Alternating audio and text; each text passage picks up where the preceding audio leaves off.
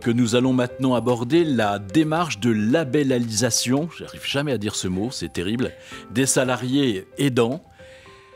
Pour en parler, Delphine Bouzy, vous êtes responsable pôle métier et pilotage à la direction de l'action sociale opérationnelle de Clésia. Julien Pénaud, directeur général du groupe Andéo. Lydie Recorbet, chargée de mission engagement social et sociétal de l'ORS. Véronique Roux, chargée de mission diversité et handicap à Piscil. Et bien sûr, l'incomparable Arnaud Ziegerman qui va nous dire de quoi nous parlons avec cette image tout à fait parlante d'ailleurs. Arnaud. Oui, alors sur la labellisation, la question qui se pose, c'est est-ce que cette labellisation salarié aidant des entreprises est jugée efficace? On a interviewé là-dessus et effectivement, les réponses sont assez claires. On a 66% des salariés aidants qui estiment que cette labellisation est efficace et les 3/4 des managers et des RH la jugent efficace. Donc les réponses sont assez limpides. Deuxième point qu'on a abordé sur ces thématiques, la question de la RSE. On a aujourd'hui 8 DRH et managers sur 10 qui se déclarent favorables à l'inscription du soutien aux aidants dans les critères de la RSE. Donc là aussi, les réponses sont assez limpides et on voit clairement dans quelle logique sont à la fois les salariés aidants et à la fois les managers et les DRH. Effectivement. Alors, Julien, je me tourne vers vous. Le label CAP Andéo, salarié aidant, qui est déployé en partenariat avec l'Argirc et Arco, ça a été initié par Clésia. Les objectifs de ce label, comment ça fonctionne et comment les entreprises s'engagent pour leurs salariés aidants? Alors, je m'excuse d'abord d'enfoncer une porte ouverte, mais l'objectif principal, c'est bien de permettre à ces salariés de concilier vie pro et vie familiale. Je crois que c'est quand même la ligne directrice. Tout à fait. On veut des portes ouvertes pour aller voir les RH justement pour ce... Donc, allez-y, ouvrez. Donc, j'ai bien fait de l'ouvrir. Bien sûr. Après, de manière plus concrète, je dirais qu'un autre objectif, mais là, s'agissant peut-être en se tournant du côté des entreprises, c'est de leur donner des éléments méthodologiques. Parce qu'après tout, on parle de ce sujet. On voit que le sujet est en train quand même d'infuser au sein des entreprises, mais on a beaucoup d'entreprises qui, lorsqu'ils découvrent que ce sujet leur appartient, qu'ils vont devoir s'en saisir, finalement nous disent « mais ok, je m'y prends comment concrètement pour essayer d'apporter des solutions ?» permettant donc à ces salariés de pouvoir concilier les deux. Donc je dirais que le label, il a cet objectif-là, à la fois d'être un levier d'accompagnement, d'éléments méthodologiques, structurants pour les entreprises, mais surtout de valoriser dans la durée les efforts qui sont fournis. Parce que ce n'est pas le tout de mettre en place une action de temps en temps, mais de pouvoir faire perdurer ça dans le temps. Et puis, une démarche de labellisation, et c'est le rôle là de Andéo, c'est aussi, à travers un tiers de confiance, de pouvoir aussi dire aux salariés, à des partenaires, à ses clients, à ses bénéficiaires, eh bien qu'il y a un tiers de confiance qui vient valider qu'on n'est pas dans de l'incantatoire. Sur votre deuxième question, après concrètement, comment se passe cette démarche? Déjà, il faut que l'entreprise ait envie d'y aller. C'est une démarche volontaire. Aujourd'hui, de plus en plus d'entreprises, et je remercie toujours Clésia, parce que Clésia est très très moteur sur le sujet, et Apicil aussi maintenant est en train d'accompagner un certain nombre d'entreprises, mais il faut déjà convaincre les entreprises d'y aller. Bien sûr. Lorsqu'une entreprise ensuite souhaite rentrer dans cette démarche de labellisation, on lui propose une phase d'état des lieux, un autodiagnostic qui lui permet de se situer au regard d'un cahier des charges, d'un référentiel, puisqu'en fait, il y a un référentiel qui reprend des grands principes. Et je dirais rapidement, comme ça en synthèse, 3 grands piliers. Premier pilier, je fais, moi, entreprise, un état des lieux de là où j'en suis sur le nombre de salariés aidants, sans bien sûr dévoiler l'ensemble des salariés aidants. Il faut respecter la volonté d'un certain nombre de salariés qui ne souhaitent pas forcément se dévoiler, mais en tout cas d'essayer de mieux identifier si j'ai des salariés aidants, la réponse est oui, où sont-ils et comment je vais pouvoir les accompagner. Deuxième pilier, c'est la formation, la sensibilisation, des managers de proximité, des dirigeants, et puis enfin, troisième pilier, c'est qu'est-ce que je fais concrètement. Donc on va nous aller regarder l'ensemble de ces éléments. Et puis ensuite, l'entreprise va devoir mettre en œuvre justement les différents éléments du référentiel. Et puis, quelques semaines, quelques mois, parfois 1 an et demi, 2 ans après, eh bien, on va aller l'auditer, on va aller l'évaluer pour vérifier in situ que l'entreprise respecte bien les éléments du cahier des charges. Et ça fait l'objet d'un rapport d'audit, un rapport d'évaluation, et ensuite d'une labellisation qui est obtenue pour les entreprises lorsque c'est le cas pour 3 années. Parfait. Alors, vous parliez justement de Clésia et Apicil, qui, membres de l'OCIRP, qui justement prennent en charge concrètement cette labellisation, la proposent. Delphine, vous me disiez que ça se bousculait un peu maintenant au portillon, donc c'est bien. Il y a 48 entreprises, vous me reprenez si je me trompe, qui ont été labellisées par vous, donc, et qu'il y en a eu 31, c'est ça Oui, c'est ça. Hier ou avant-hier, enfin, Voilà, alors on a fait un grand événement effectivement de remise des labels le 1er octobre avec Julien, et on a remis 30 et 31 labellisations à des entreprises très diverses. Dans les 31 entreprises, il y avait 22 TPE. Alors ça, c'est un vrai succès pour nous, parce que finalement, effectivement, on avait beaucoup de grandes entreprises qui s'étaient intéressées à ce sujet. Et on s'est dit, mais il faut absolument que toutes les typologies d'entreprises et toutes les branches puissent être concernées par ce label. Et à travers ça, est un moyen pour informer tous leurs salariés aidants. Voilà, donc parmi les labellisés, il y avait le restaurateur chez qui on va déjeuner quasiment tous les midis, qui est en bas de chez Clésia, qui potentiellement a des serveurs qui sont en situation d'aide, et qui du coup maintenant peut avoir tout cet outil qui est assez merveilleux et qui est très structurant, comme le disait Julien, pour informer. Et puis, il y a aussi un certain nombre de branches qui ont été mises à l'honneur avant-hier, notamment la branche d'industrie pharmaceutique, la branche transport, qui est chère à Clésia et qui est une branche historique pour nous. Voilà, donc on est vraiment sur une accélération. On a lancé le label en 2019. Alors, autant vous dire que le timing n'était pas formidable, parce que dès 2020, les DRH ont eu d'autres préoccupations avec le Covid que le label salarié aidant. Et dès 2021, il y a vraiment quand même eu une reprise assez claire. Voilà. Mais là, on est vraiment sur une accélération. On espère en labelliser encore 10 d'ici la fin d'année. Voilà, donc en élargissant toujours sur les TPE, PME. Et on a mené depuis début 2024 avec Andéo et avec Julien un vrai travail sur le fait de réviser l'autodiag et le référentiel de ce label pour le rendre justement plus accessible aux TPE et aux PME, ce qui était moins le cas avant. Donc on a vraiment fait un effort de simplification, et nos équipes, nos délégués sociaux Clésia travaillent vraiment main dans la main avec toutes les entreprises pour les accompagner, pour mettre en œuvre tous les plans d'action et pour que les entreprises répondent à tous les engagements qui sont nécessaires en fonction de leur taille. Oui, s'adapter, faire en sorte que les TPE ne soient pas exclus. Exactement. Mais soit au contraire, le tissu des TPE est extrêmement important en France. Je souriais en vous écoutant, parce qu'on a dit que ça se bousculait au portillon, et je disais que pendant la Covid, ça bousculait au postillon. Et c'était effectivement une très mauvaise période pour pouvoir avancer sur ce sujet. Alors, Apicil a pris aussi le problème à bras-le-corps, et vous prenez votre bâton de pèlerin pour aller porter la bonne parole. C'est un peu ça l'idée, effectivement. On est rentré, nous, dans la démarche de labellisation assez récemment. Même si on connaît la qualité des labellisations Andéo pour avoir accompagné celle de Cap Andéo sur la partie service à la personne. Mais c'est vrai que, comme le rappelait Delphine, la période écoulée n'a pas été propice à développer ça chez nous. Et par contre, quand on s'est lancé dedans, même si on faisait, nous, pour nos collaborateurs, déjà des choses en matière d'aidance.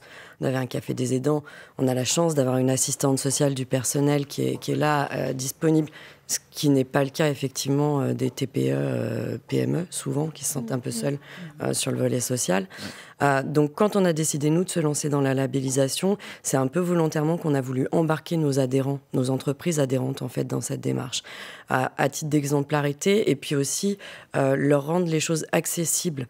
Faire tomber un peu cette barrière de label qui souvent est un terme qui met un peu en panique les entreprises parce que on s'identifie des contraintes et vraiment des grosses machines derrière. Alors que là, vraiment, le dispositif de labellisation, c'est un accompagnement hyper cadré, sur mesure, facilitant. Et en ça, on a voulu du coup embarquer un certain nombre de nos entreprises adhérentes avec nous dans l'aventure. Voilà. Donc c'est quelque chose qui prend bien aujourd'hui forme et on en est ravis. En 2 mots, la labellisation, ça allège plutôt que d'alourdir.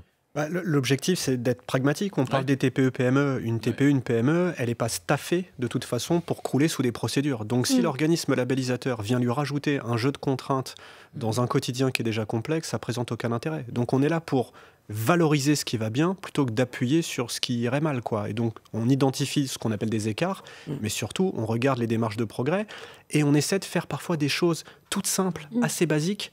Et déjà ça, c'est fantastique. Si on peut aller toucher ne serait-ce qu'un salarié aidant ou 2, eh bien c'est déjà une victoire. Et donc on commence par ces petites réussites-là. C'est ça. Lydie, justement, Lors est très engagée et fait des propositions toujours intéressantes pour soutenir les aidants. Et il y en a une que je sais, en fait, c'est celle qui consisterait à inscrire le soutien aux aidants dans la RSE. Alors, est-ce que ça vous interpelle? Pourquoi dans la RSE, finalement? Est-ce que c'est pas une parallèle? Et on sait que les parallèles ne se rencontrent pas toujours, et même assez rarement. Alors, effectivement, moi, j'ai été interpellée par le résultat. 8 DRH sur 10 pour qui ça semblerait naturel d'inscrire la question de l'aidance dans des politiques RSE.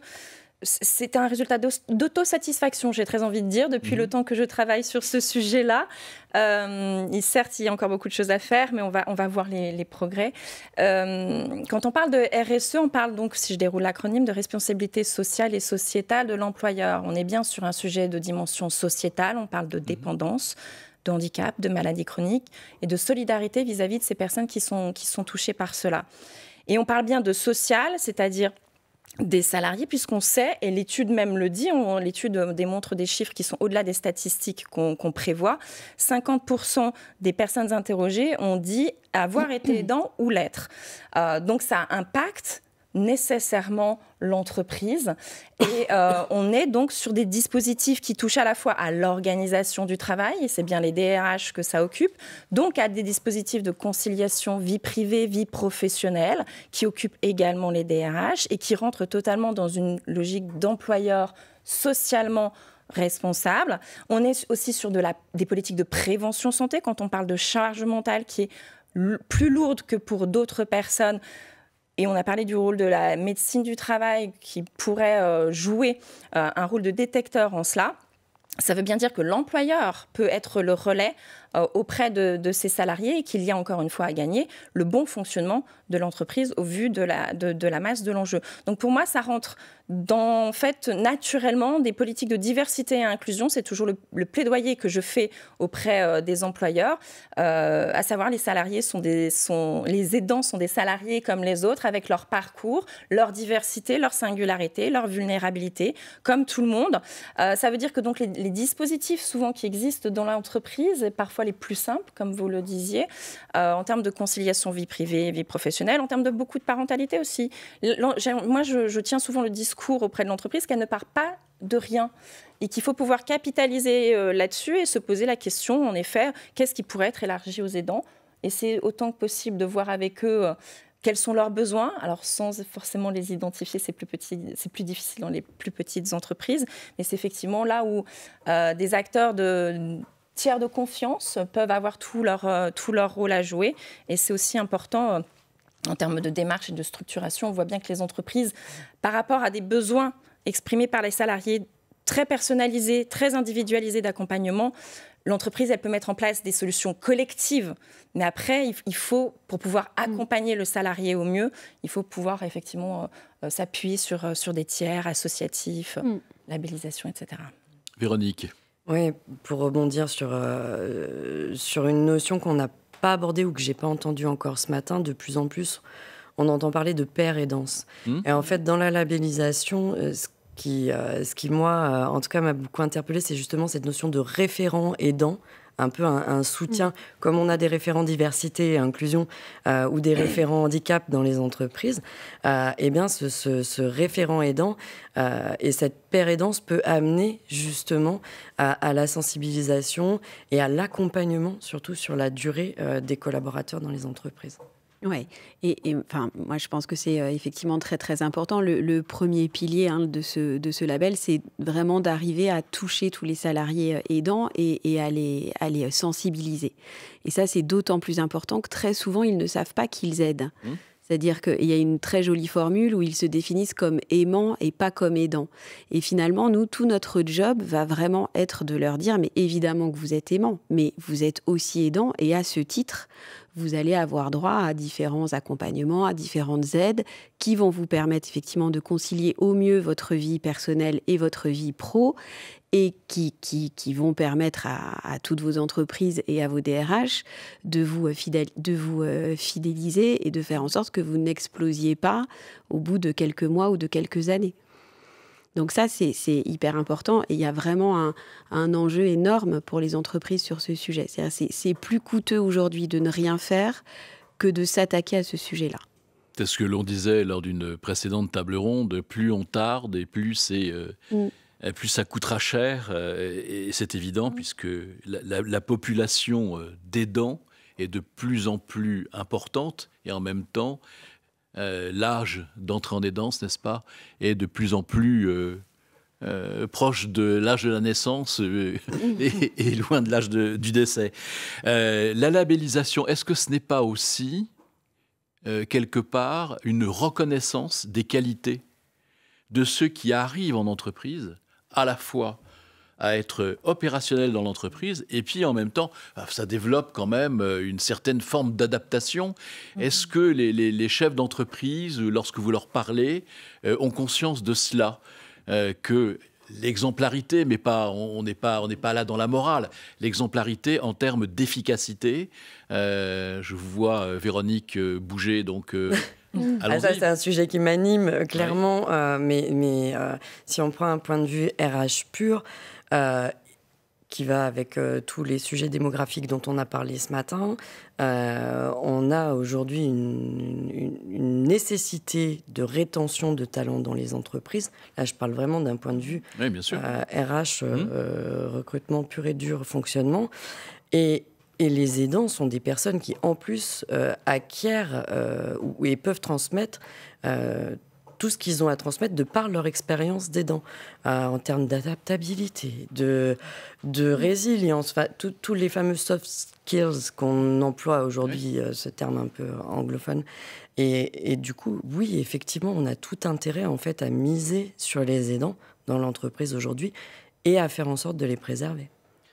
Si je peux me permettre, et pour enfoncer le clou, je pense même que ça deviendra un critère pour les candidats lorsqu'ils chercheront du travail pour choisir un employeur bienveillant, sans basculer dans le monde de oui, une entreprise, l'objet social, c'est le business, il faut développer son activité, etc.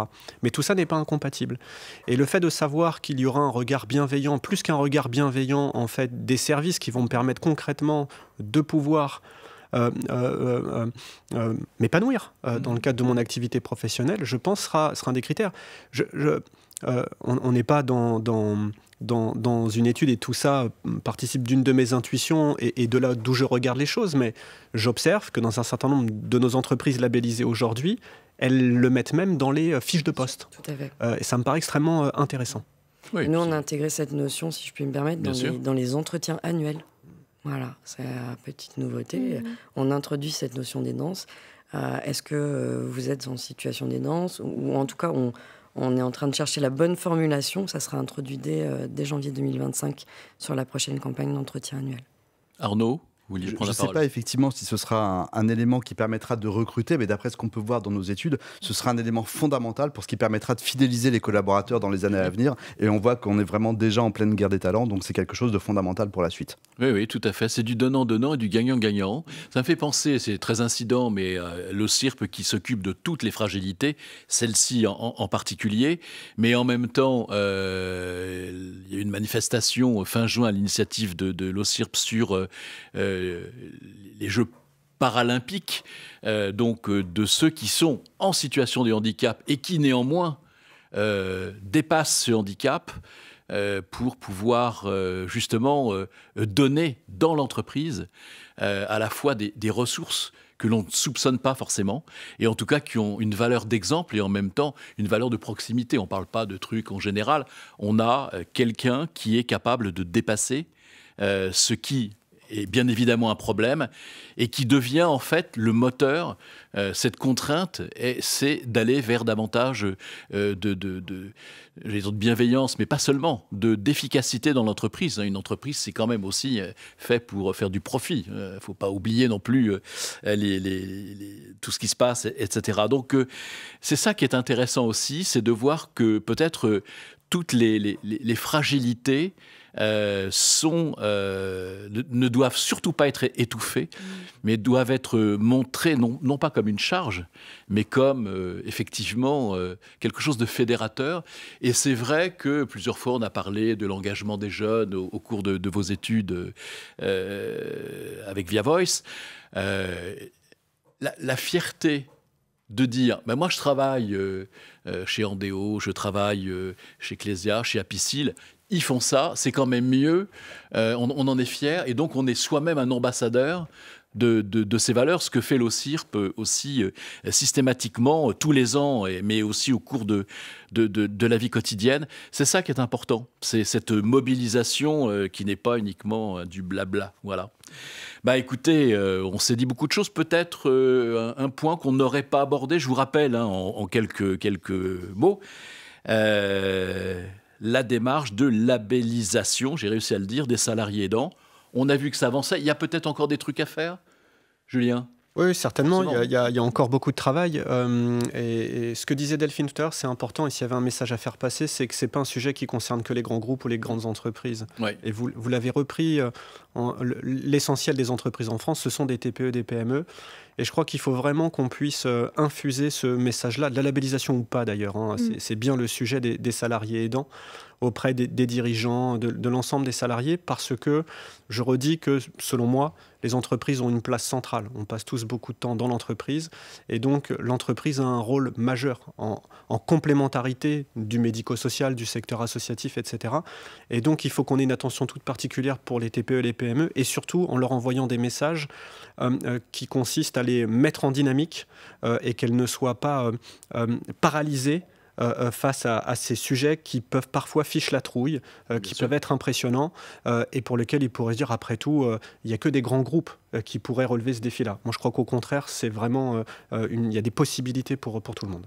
La labellisation, c'est pour tous. Il suffit de la vouloir et de porter, de comprendre toute l'importance que ça a pour une entreprise et pour ses salariés. C'est une belle cause commune. Merci à tous les 5. Je pense qu'on a bien avancé sur le sujet et vous avez fourni les réponses à c'est pas ce problème de société, c'est ce défi de société qu'il nous faut prendre à bras-le-corps, d'où l'idée, chaque année au moins, avec ce baromètre, de donner, avec cette horlogerie suisse précise, de donner ce qu'il faut pour pouvoir avancer. Et, voilà, c'est important. Merci. Alors, prochaine table ronde, nous verrons la négociation. Négocier assuré, ça aussi c'est important parce que vous allez à la rencontre des entreprises. Il existe bien évidemment des branches, il existe des interlocuteurs à convaincre et puis des solutions peut-être que l'on n'applique pas assez souvent et qui méritent en tout cas d'être déployées. Alors donc ce n'est qu'un début, continuons le combat. Voilà, merci à vous. Merci à vous.